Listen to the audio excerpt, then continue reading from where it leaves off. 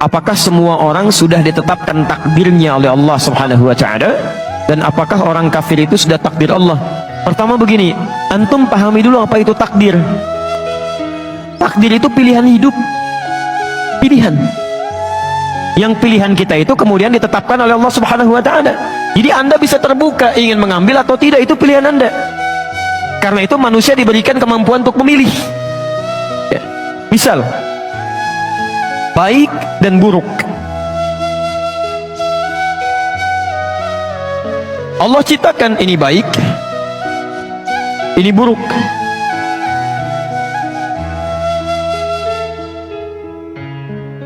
Ini positif, ini negatif.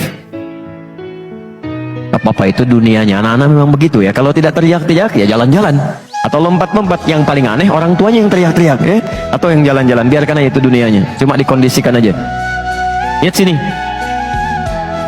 Allah menciptakan kebaikan dan keburukan. Yang buruk ini diciptakan bukan untuk menjadikan Anda berperilaku buruk, bukan, tapi untuk menguji supaya yang baik-baik ini muncul ke permukaan. Misal, Allah ciptakan sifat jujur, saat yang bersamaan dibuat lawannya dusta, bohong. Allah ciptakan sabar, dibuat lawannya marah. Allah ciptakan tawadhu, rendah hati, dibuat lawannya sombong. Allah menciptakan sombong ini bukan menjadikan seseorang untuk jadi sombong, bukan, tapi untuk menguji supaya sifat tawadhunya muncul. Sebab kalau nggak diciptakan sombong, nggak akan kelihatan tawadhu. Kalau nggak dibuat marah, nggak akan kelihatan sabar. Jadi ini dibuat untuk melatih supaya sifat ini muncul. Ini konsepnya ada di Quran surah ke-91 ayat 7 sampai dengan 10. Jadi kalau Anda menemukan sifat marah di orang lain, itu tandanya Allah titipkan marah itu supaya melatih kesabaran pada Anda supaya muncul. Halo? Contoh, bapak pulang dari kantor, ibu menerima di rumah. Begitu suaminya pulang misalnya, Allah titipkan sifat marah pada suami.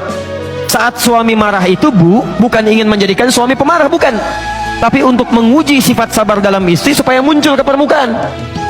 Jadi begitu menemukan sifat yang negatif, seharusnya lawannya ini yang cepat dimunculkan, maka akan indah kehidupan rumah tangga.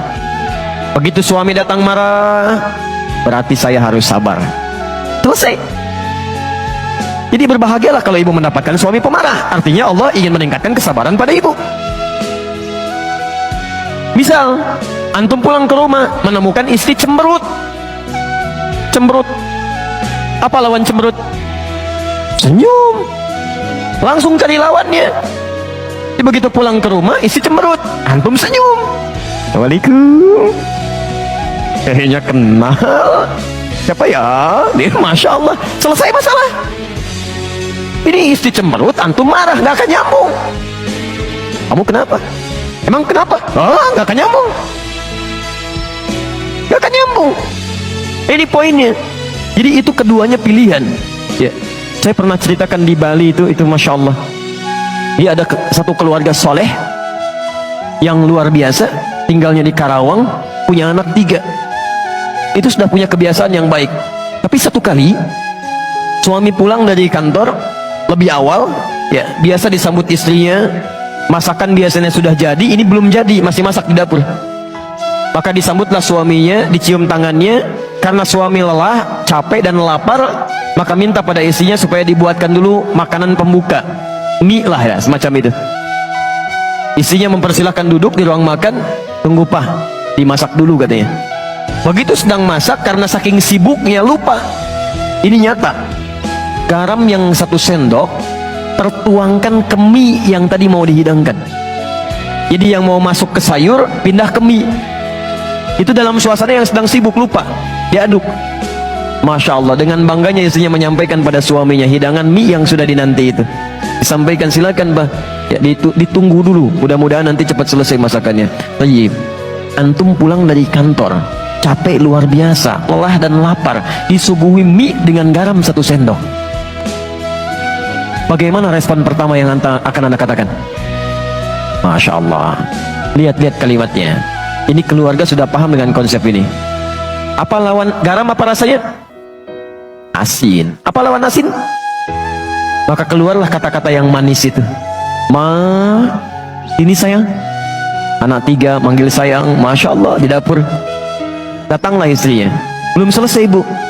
Kalimat keduanya lebih manis lagi. Sini, duduk samping papa berdua.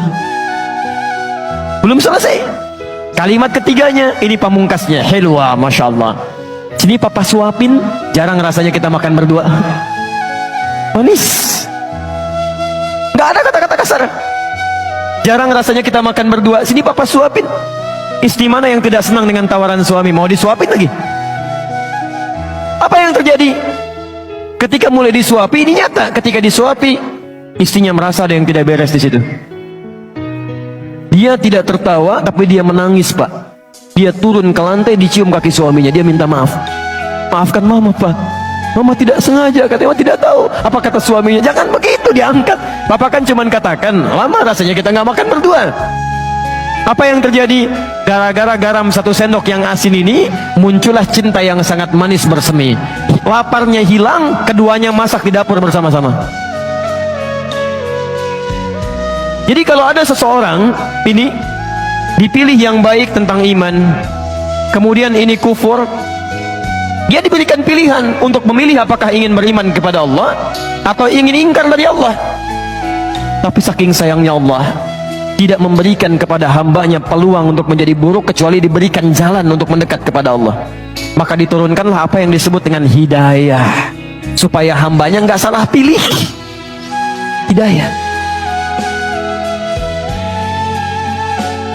supaya nggak salah pilih. Padahal mudah bagi Allah untuk membiarkan, ayo pilih aja sana, ini pilih sini. Tidak.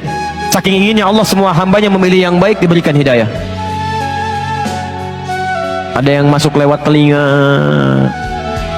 Azan. Apa artinya azan? Bukan, itu secara fikih. Kalau secara bahasa artinya telinga. Jamaknya udhun. Ya, maaf, dari kata udhun, jamaknya azan, telinga. Jadi kalimat yang satu-satunya akan sampai kepada telinga selama masih punya pendengaran. Saya saat berada di Kairo, di Mesir selesai adzan, itu Libya adzan. Libya selesai adzan, Tunisia adzan. Tunisia selesai adzan, Maroko adzan. Maroko selesai adzan, Aljazair adzan. Nyebrang sedikit ke Spanyol, ke Perancis, ke Italia. Ternyata Masya Allah, lafaz adzan tidak pernah berhenti dalam 24 jam. Antum cek aja Selamongan sini. Ini berhenti, sana adzan, sana adzan, sana adzan, 24 jam. Kalau itu bukan kalimat yang Allah sampaikan kepada kita, mustahil bisa ada kalimat seperti itu. 24 jam. Bukankah di situ diperkenalkan lafaz Allah? Allahu Akbar, Allahu Akbar. Bukankah diperkenalkan kalimat syahadat? Asyhadu an la ilaha illallah. Dan tidak sedikit orang mendengarkan adzan kemudian dia masuk Islam. Ada hidayah lewat pandangan. Ya, pernah ada 2 orang, 1 orang Indonesia, kedua dari luar, kuliah di Amerika. Yang orang Indonesia ini bagus. Dia seringkali lihat acara Channel One dari Mekah, tersambung lewat Masjidil Haram. Cara singkat, 1 kali dia sedang buka acara sholat Isya di Masjidil Haram. Ya, imamnya saat itu Syekh Sudais. Dia iseng bertanya kepada kawannya. Dia katakan, kawan, menurut kamu ada berapa orang di masjid itu? Kata non-muslim tadi, ya mungkin ribuan orang. Kata temannya, tidak, itu paling minimal 500.000 orang. Lalu dia bertanya lagi, berapa waktu yang dibutuhkan untuk menjadikan orang-orang ini bisa rapi seketika? Kata temannya tadi, paling minimal mungkin 2 pekan. Jadi dia bayangkan satu-satu dirapikan begini. Kata temannya yang muslim, saya akan tunjukkan kepada anda, tidak sampai 5 menit semuanya akan rapi. Temannya kaget, mustahil itu. Kata kawannya, saya tunjukkan. Begitu iqamah, Allahu Akbar, Allahu Akbar, Allahu Akbar, yang tawaf semua berhenti, bikin barisan rapi. Belum 1 menit, temannya sudah bingung. Tunggu sebentar. Begitu Syekh Sudais mengatakan istawu taqimu, rapatkan, luruskan, kemudian mulai bertakbir, semua takbir, tidak ada yang diam. Tidak tahu apa yang terjadi. Teman ini langsung berkata, yang non muslim, tolong tunjukkan kepada saya bagaimana caranya masuk Islam, karena agama ini pasti bukan rekayasa manusia, mustahil bisa begini. Tunjukkan pada saya bagaimana caranya masuk Islam. Orang cuma nonton sholat Isya bisa masuk Islam.